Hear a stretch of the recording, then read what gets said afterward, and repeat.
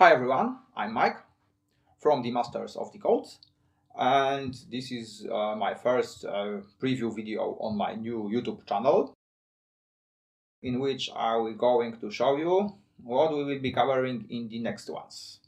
First, we will be covering Linux installation on rooted Android devices. So I will show you how to install Debian Linux on your device. It will be needed by some next topics. Also, it's a better way than using just compiled binaries without Linux change root environment, because you have ready packages from Linux distribution. So installing anything you need is really easy and really fast. Next, I will show you my automatic scripts for patching rooted devices from Samsung. I will show you that on my Galaxy S9, the Exynos version device. Also, you can use it with slight modifications on Samsung S8 and S7, and probably on any Samsung device. I will also show you how to modify it for that purpose, and why it's so great, because when your device isn't rooted, you can use OTA updates from the vendor, and when it's rooted, you don't have that possibility. Of course, you can use Odin and connect your device to the computer, but it's not convenient way. You don't always have computer nearby, and you have your phone and you want to do some update. So that way I will show you. You can do that in Team Win Recovery. Also, you can get a backup from a previous version and all of your data to your micro SD card. Then try a new update. And if it's not working, there's always possibility to fall back to your previous version, which is really great, I think. Also, why I prepared those scripts, I've tried to find completed solution on XDA forum, other forums, YouTube, Google also, and I couldn't find it. There are only some custom ROMs, like great dev-based ROM, for example, for Samsung Galaxy S9 devices, but it's ROM developed by someone else. And what is the downside of using some other custom ROMs? Because there is always a delay when Samsung releases some patches. Developers of the ROM will have to incorporate it, and you will also have to wait some additional time. And when you are using the stock ROM, you have it just right away. So it's a better solution. And how it works? You basically have to download from some mobile.com any ROM you want. With possibly the best way is to download ROM with your CSC code, and then you run some scripts in Linux under Android to prepare a basic zip package, so you are able to flash that ROM without touching your custom recovery, which is important because you always can revert to previous ROM version from recovery. And also, when you want some additional patches, for example, I'm using two SIM cards simultaneously with my micro SD card, which is blocked in Samsung firmware for some time. And I have patches from XDA incorporated in my scripts. Also, I have patch for too high volume warning pop-up, which is really annoying. Maybe not in all regions, but in some, yeah, it is. Also, some CSC patches like possibility to disable shutter sound for your camera, which is also a great patch. And that's it. You can add some more patches if you like, but also you don't have to use all those patches that I use. So then you have second zip. You can flash it under recovery, and it's really fast process, about 2 minutes, which is usually even faster than Samsung original OTA updates. And then you just boot to your new updated ROM, and that's it. And you can revert if it's not going to work. You can revert to your previous backup. Okay. Next topic I will show you is using Samba shares under Android, also in Linux change root environment. And what is great about it, because you don't need kernel module, so you are great with stack kernel, and you can use it in any application, even applications that hadn't been designed to use some network shares. Of course, application have to be able to use any storage. After Android topics, I will be talking about some NAS devices from Synology. I will show you my automatic scripts for offline backups. So it will work like that. I want to backup of my NAS device in case of some failure. So I can connect my external HDD by USB 3.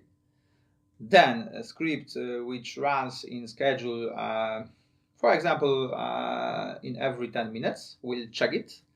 And if a hard drive is detected, it will run some apps for backup, like hyper backup on your NAS device. And then also will check result. Also, it will give you some info about free space after backup on your external hard drive, and will notify you by email, which is also great when you have, for example, email client installed on your Android phone. You will get notification, and also you will get email that you can disconnect your hard drive. So that way you don't have to enter administration panel of your NAS device, and it's really convenient and better than entering it every time you want to get backup to your offline hard drive. Next, I will be showing some topics not only for NAS devices. It will be Docker topics, of course. I am happy to use it on my NAS device, but you can also use different Synology devices like QNAP, and also on some Linux systems, Linux servers. I will be showing you how to configure and use postfix mail server under Docker to get notifications from other applications, for example, on your phone. Then I will show you how to configure a transmission torrent client, and also some applications for automatic movie and series download. And that will be Couch Potato and Sonar. And why is that so great and useful? Because imagine you want to download some movie, you want to download some series. So you can search Google, you can download it yourself. But in my approach, you can enter just Couch Potato or Sonar portal, which are exposed, and you can go to your browser and enter, and then just type movie you want to download in Couch Potato, or Siri you want to download in Sonar, and then you just add it. And of course you are not sure when it will be downloaded. It can be downloaded like instantaneously, or it can be downloaded in a few days. And in that approach you will get notified when it's done by email, so you can get it on your phone. And that is why it's really great, because you don't have to check that portals or programs anytime, every time you want to know if it's already been downloaded. The last one topic here will be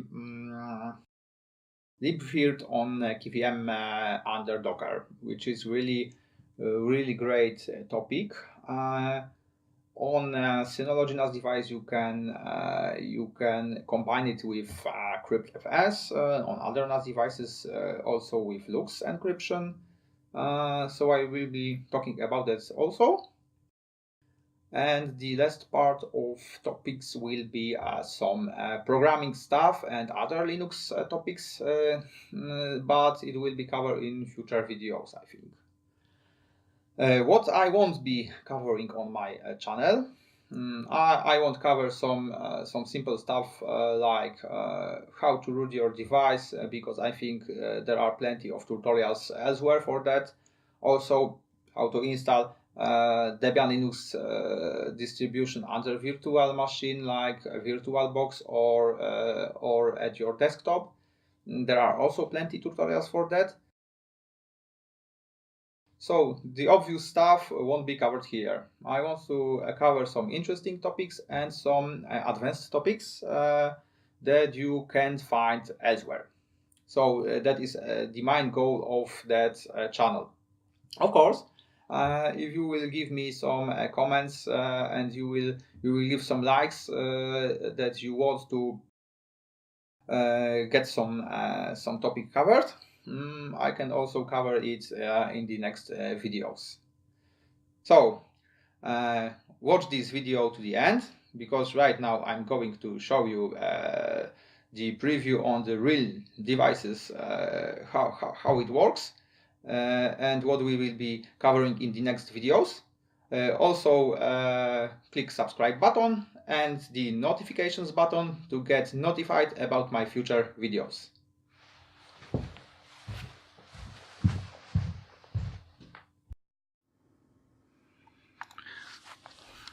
Okay, so now I'm going to show you my automatic scripts for patching my Galaxy S9. That will be the first topic, and next we will cover some NAS Docker containers, and that will be all for the first video, because some more details will be covered in the next ones. So to use those scripts, I have some shortcut for starting Linux environment here. So I'm just clicking it,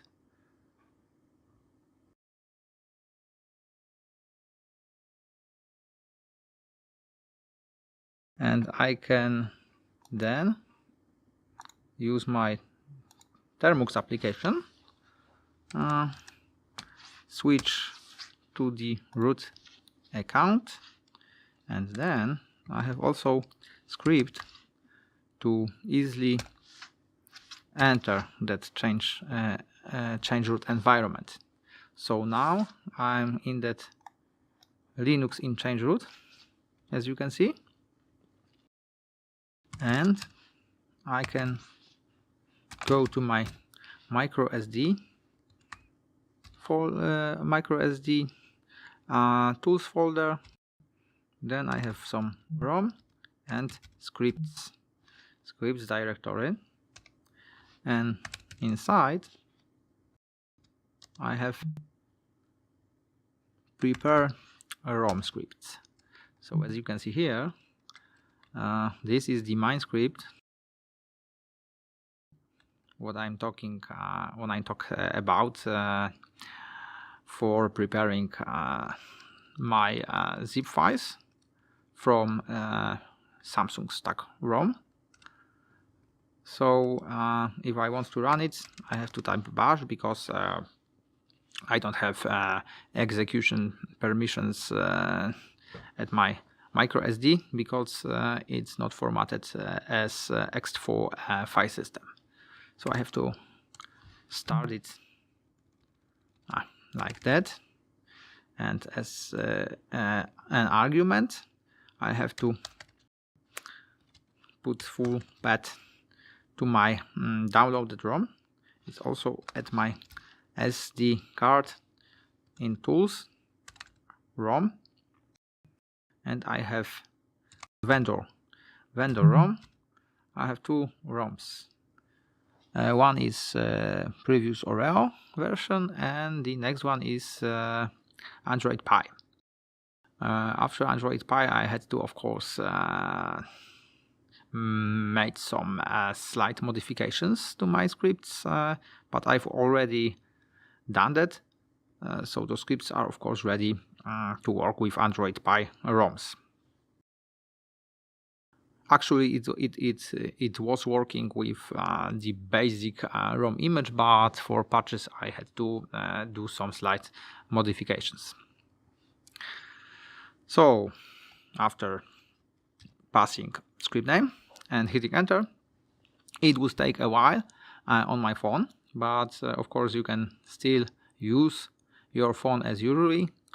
And then after it's finished, after it depends, because if you have faster SD card, also you can configure it at your internal memory. It will be done faster, and with slower cards it will take longer. For me, it's usually about 30 to 40 minutes to generate it. Okay. So I will also show you the outcome of that script, because I have it locked in log file. Because on console, if we will launch it on Termux, we usually don't get the previous lines because it's too big. But we have it in the log. And here you will see one log for Android Oreo and one log for Android Pie run. So for Android Pie, as you can see, we have some stuff like calling some other scripts, and it's for debugging purpose here. So we are extracting, as I said, parts of the ROM. Actually, there is bootloader part, BL. There is application part. So in the application part are the boot image file, system file, and other files. And the third part is CSC part. So we are unpacking it. As you can see, we have some files here. We will cover many of the files in the next videos, of course. So after extracting, we have to convert, as you can see, converting here. We have to convert those images because those images are in sparse format, and we want just regular format that can be mounted or copied for a partition that's supposed to be ext4 file system. So we are doing it here, and after that I'm using 7-zip to pack those files.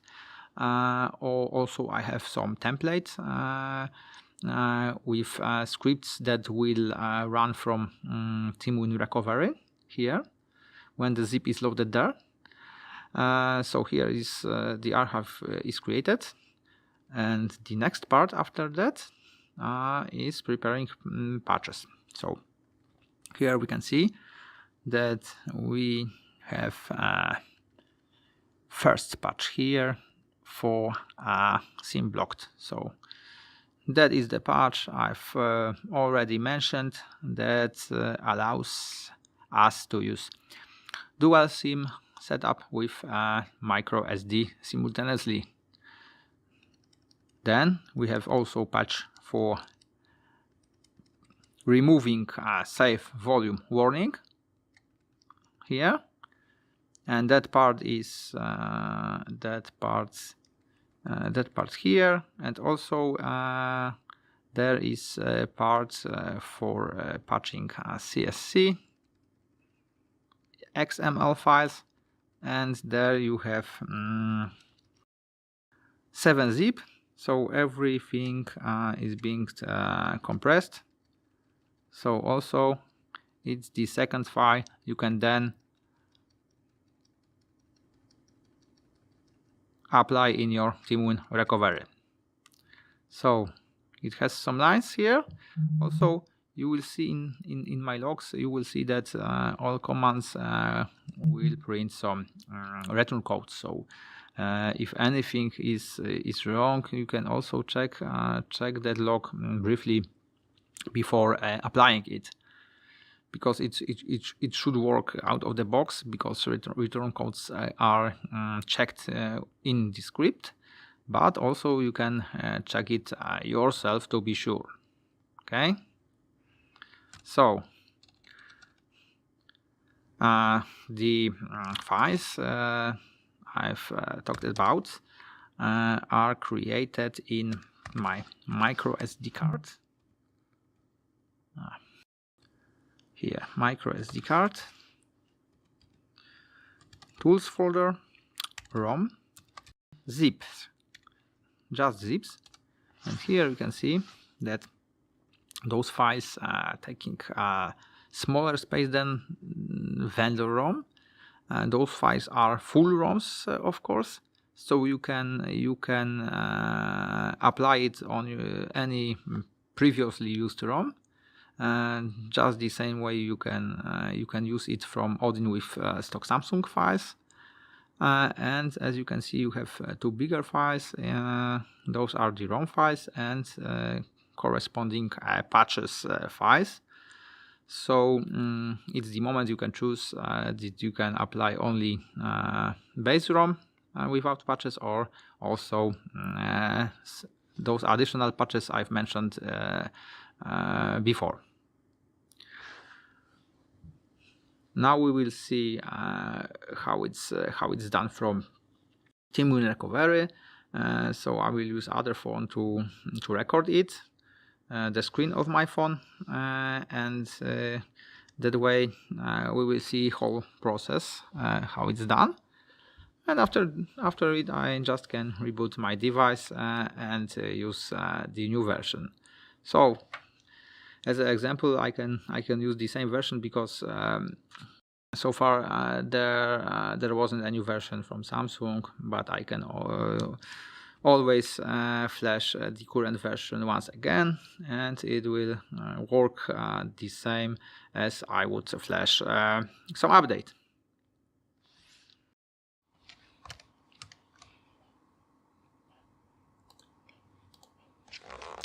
Now I'm going to show you some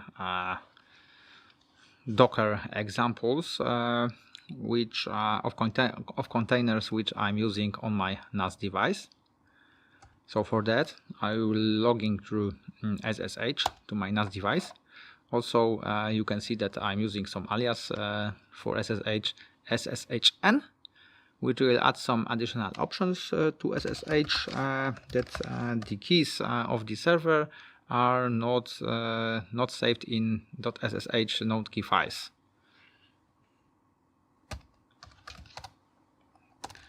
After I'm logged in, I'm also going to switch for the root account using sudo -, and typing my user password. Okay, then I can check all containers that I have with docker ps with a parameter, right? Also, there is a possibility that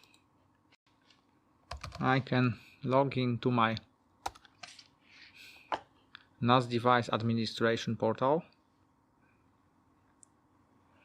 and here I can also use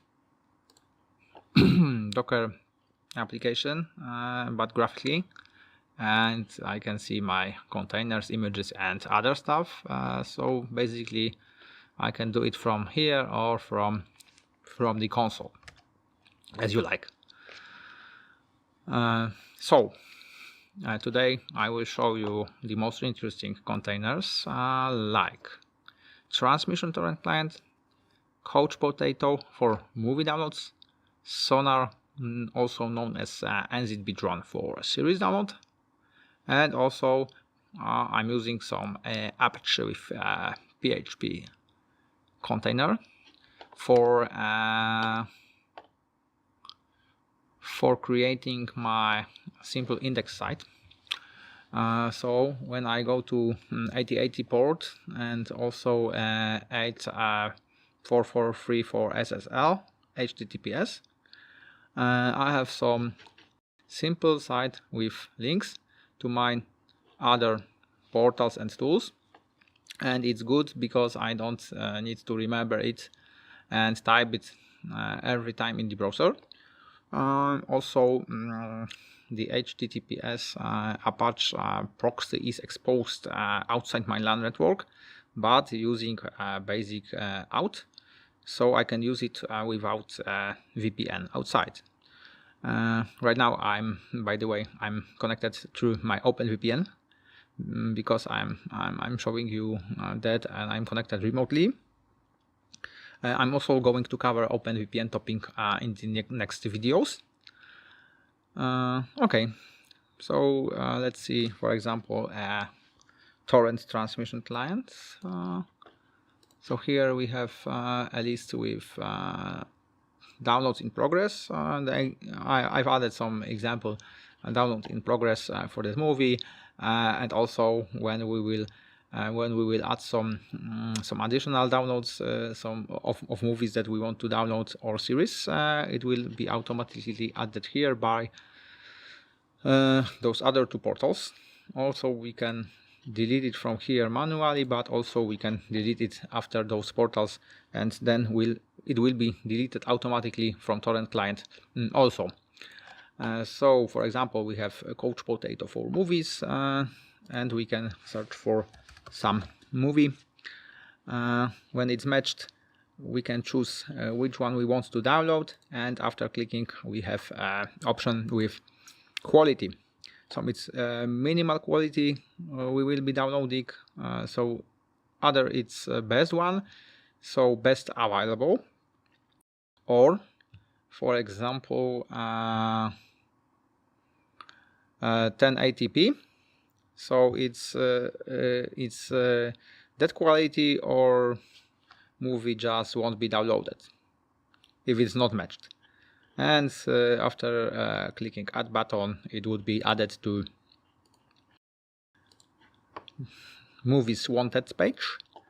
And here of course we can cancel downloading of the movie, and we have other movies that we want to be downloaded in the future. They will be downloaded automatically when some sources are available. We can also manage movies already downloaded. We can delete it from here. Of course, deletion from here, it won't delete it from the drive. So you have to also go to your share or administration panel at your NAS and delete it yourself. Okay. For downloading a series, we have Sonar. And Sonar is also great because it's made especially for a series, and as you can see, I've added some example series here to show you how it works. So example, we have Arrow here, and we can see that I don't have previous episode from previous seasons downloaded because it's not checked here. I know, I don't want it, and it's only for example, but I have current season downloaded. Also, I know when next episode will be aired, so then it will be automatically downloaded when it's available. Also, you will get notification by email because I have postfix Docker container configured, so it's also great. And another great option here is calendar, where we can see schedule for episodes. We have weekly schedule, daily, and of course monthly, when we can see 1 month ahead what will be downloaded in the future. Okay, so it's also great. And of course, under series, we have option for adding new series. So also here we can put some string to search, and when we have matches, we can just add it using those button, and it will be monitored and automatically downloaded. So by default, all seasons will be downloaded and scheduled, and when we don't want it, we can uncheck it manually later also. So those two containers and other containers will be covered in my next video with details and configuration. So you will be able to configure it yourself on your NAS devices or other devices under Docker, and just use it in convenient way. Thank you for watching, and once again, please remember to subscribe my channel and hit the notifications button to get notified about my future videos when I will be talking about more details.